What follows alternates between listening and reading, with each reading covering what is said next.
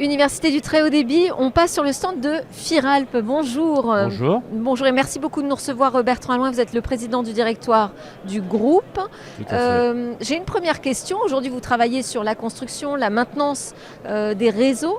Quel est votre grand sujet aujourd'hui ? Le grand sujet sur la maintenance des réseaux et donc la suite du déploiement, c'est tous les sujets de complétude, de robustesse, d'enfouissement et d'usage. Voilà. Et de raccordement bien sûr. Donc c'est 5 sujets. Et on parle de quel type de réseau ? Fibre bien sûr. Fibre optique, vous travaillez uniquement sur les réseaux fibre optique. Il y a un 6e sujet qui est l'arrêt du cuivre. Ouais. Donc la dépose du cuivre sur lequel on ne se positionne pas. Nous on est surtout sur les sujets usage, maintenance et complétude. Et on ne s'est pas positionné sur le raccordement, parce qu'on considère qu'on n'a pas la structure adaptée, ni sur le cuivre. Voilà. Mais ça fait déjà pas mal de sujets. Exactement, ouais, j'en suis convaincue. Et comment évolue votre métier justement avec tous ces nouveaux enjeux, l'importance qu'ont prise les infrastructures numériques ? Eh bien, on le voit bien. Alors, on peut le voir du côté utilisateur.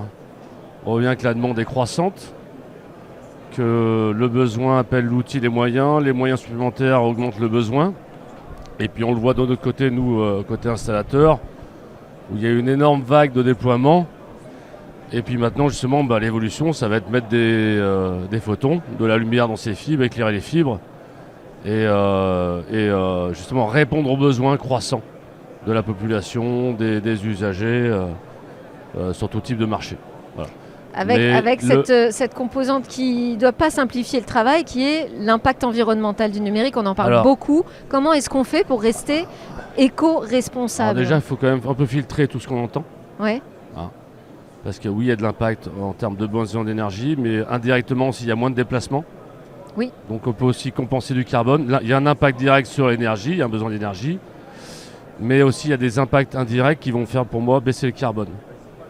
Éviter l'exode rural, favoriser le télétravail, tout ce qui est visioconférence. Normalement, si les usages sont utiles et pratiques, on doit pouvoir moins se déplacer. Voilà. Et puis après, c'est notre rôle, nous, là, à côté des installateurs, professionnels des infrastructures télécom, d'être plus sobres, par tous les moyens.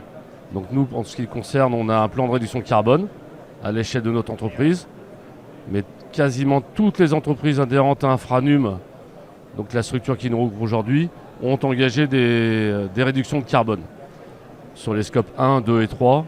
Donc je rappelle juste que le 1 c'est le fossile, c'est le gasoil, donc ça concerne beaucoup les déplacements. Le 2 c'est l'énergie électrique et le 3 c'est les achats. Voilà. Merci on est beaucoup. tous dans cette démarche. Merci et beaucoup. On avance. Je sais que vous êtes très pressé, on va vous laisser assurer tous vos rendez-vous. Merci Bertrand Allouin de nous écoute. avoir reçus. Merci, bonne journée. Au revoir.